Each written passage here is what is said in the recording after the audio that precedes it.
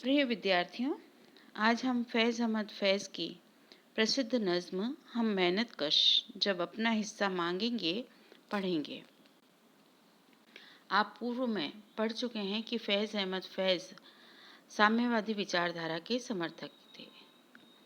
साम्यवाद में अर्थ के, धन के समान वितरण की बात कही गई है।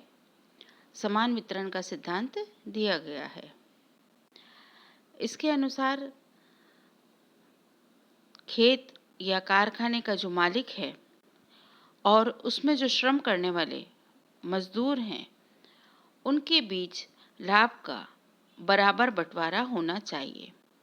अर्थात मालिक और मजदूर दोनों को अपने अपने परिश्रम का लाभ मिलना चाहिए, लेकिन बराबर बराबर बंटवारा होना चाहिए। पूंजीवादी व्यवस्था में लाभ एक व्यक्ति को, अर्थात जो मालिक है, लाभ का अधिकांश हिस्सा उसको प्राप्त हो जाता है। लेकिन साम्यवादी व्यवस्था में वे चाहते हैं कि लाभ का हिस्सा जो है वह मालिक और परिश्रम करने वाले के मध्य बराबर बांटा जाए। फैज़ जो कि साम्यवादी विचारक हैं, अतः वे भी इस सिद्धांत के अनुयायी हैं, या कहना चाहिए इस सिद्धांत को वे स्वीकार करते हैं और वे दुनिया को शोषण से रहित, गरीबी से रहित देखने का स्वप्न देखते हैं।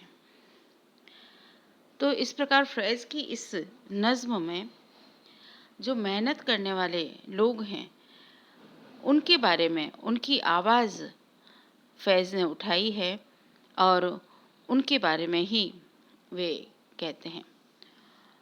फैज़ पाकिस्तान में रहे और स्वतंत्रता के बाद वहाँ की परिस्थितियों में उतार चढ़ाव चलता रहा। तो भारत, पाकिस्तान या अन्य कोई भी देश जहाँ मज़दूरों के प्रति अन्याय होता है, शोषण होता है, उन सभी देशों में यह नज़्म जो है वह प्रसिद्ध है, उसको अपनाया गया है। हम इस नज़्म को पढ़ेंगे। हम मेहनत कश जग वालों से जब अपना हिस्सा मांगेंगे, एक खेत नहीं, एक देश नहीं, हम सारी दुनिया मांगेंगे।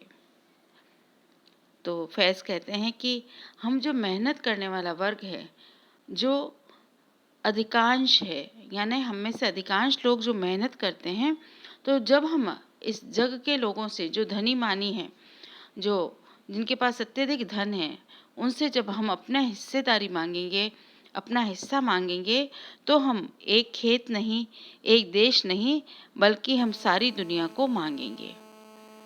फैज़ का ये कहना है या मानना है कि धरती की जितने भी संपदा है, चाहे वह वन संपदा है, खनिज संपदा है या किसी भी प्रकार की संपदा है, उस पर सबका अधिकार होना चाहिए। तो इस रूप में वे कहते हैं कि हम सिर्फ एक खेत और एक देश नहीं, बल्कि हम सारी दुनिया को ही हम मांग करेंगे। यहाँ पर्वत पर्वत हीरे हैं, यहाँ सागर सागर मोती है, ये सारा माल हमारा है, हम सारा खजाना मांगेंगे। इस धरती के हर पर्वत में हीरे छुपे हैं, खनिज संपदा छुपी है, और सागर में, जितने भी सागर हैं उन सब में मोती छुपे हैं, अनमोल रत्न छुपे हैं। ये सारा माल हमारा है, ये सारा जितना भी संपदा है, जितना भी खजाना है, वो सब हमारा ही है और हम उसकी मांग करते हैं। हम यदि उसके लिए परिश्रम करते हैं तो हम उसकी मांग भी करते हैं। वो सेठ व्यापारी रजवाड़े, 10 लाख तो हम हैं 10 करोड़, ये कब तक अमेरिका से जीने का सहारा मांगेंगे। वो सेठ व्यापारी रजवाड़े, वो कहते हैं कि इस दुनिया में, इस समाज में सेठ भी हैं, व्यापारी हैं, बड़े बड़े रजवाड़े हैं, शाही खानदान हैं। वो अगर 10 लाख हैं, इस पूरी दुनिया में अगर उनकी गिनती हो, तो वो यदि 10 लाख हैं, तो हम सारी जो जनता है, आम जनता, वह 10 करोड़ है। ये कब तक अमेरिका से जीने का सहारा मांगेंगे? और वो कहते हैं कि कब तक हम हर बात के लिए अमेरिका की तरफ देखेंगे, अमेरिका से सहारा मांगेंगे, कब तक हम उनके आगे हाथ फैलाएंगे, कर्ज मांगेंगे, जीने का सहारा मांगेंगे। यानी अपना जीवन जीने के लिए हमें आत्मनिर्भर होना ही होगा। हम कब तक दूसरों पर निर्भर रहेंगे? जो खून बहे, जो बाग उजड़े, जो गीत दिलों में कत्ल हुए, हर कतरे का, हर गुंचे का, हर गीत का बदला मांगेंगे। और वो कहते हैं कि जितने भी इस आंदोलन में गुलामी से परतंत्रता से स्वतंत्रता तक और उसके बाद अपने अधिकारों की प्राप्ति के लिए जितना अब तक खून बहा गया है, जितने बाग उजाड़े गए हैं, जितने हृदय कुचले गए हैं, उनके भीतर जो गीत अंकुरित हुए हैं, वे कत्ल हुए हैं, उनकी हत्या हो गई है, तो हम हर कतरे का, हर हर बूंद की, हर एक खून के बूंद का, कतरे का, हर गुंचे का, यानी हर कली का, जो कली खिलने वाली है, जो भविष्य आने वाला था, वो जो नौजवान सारे न्यौछावर हो गए इस स्वतंत्रता के लिए, अपने हक के लिए, अधिकार के लिए, हर गीत का बदला मांगेंगे। और वे गीत जो ज़बान में ही रह गए, उन सब अनकहे गीतों का हम बदला लेंगे, हम अपना अधिकार लेकर रहेंगे। जब सब सीधा हो जाएगा, जब सब झगड़े मिट जाएंगे, हम मेहनत से उपजाएंगे, बस बाँट बराबर खाएंगे।